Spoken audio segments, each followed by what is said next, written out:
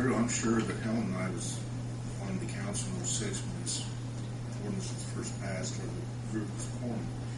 And it's been, what, a couple of years ago that you came with the districts and submitted them to the council, and we sent them home. We said, go back and redo it. You're taking in churches and things of that nature that we think should be making their own decisions. And now they came back and they've reduced that district by a lot. And my personal opinion is you've all done a good job, spent a lot of time and effort. I believe the districts are right where they need to be. Maybe someday, but people volunteering, they may want to be included in. But how far do you go?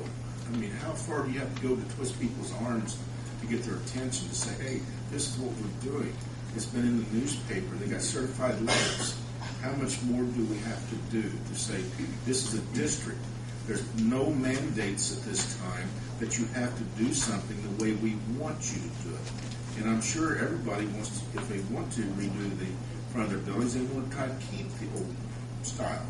You know, from what I understand, the rules and guidelines will not be to make it more expensive. If it's less expensive to repair something in a more modern way, it'll be done. It's not designed to put a hardship or financial burden on the property owner as a group. No, that is correct. One of a portion of the guidelines set out that we're not going to put undue economic restrictions on someone. Now, that's not to say if they come in and think, I'm just going to do this because it's cheap. We're not going to say, well, can you provide an alternative that shows what the difference is going to be in your cost and why you're choosing to do it this way. Because just because something's cheap doesn't mean it's the correct way to do it, or it doesn't mean that an alternative way that would preserve the building wouldn't be just as cost effective. So but that's a portion of the guidelines is we're going to look at the economics of it and not just put our finger down and say, no, you can't do it.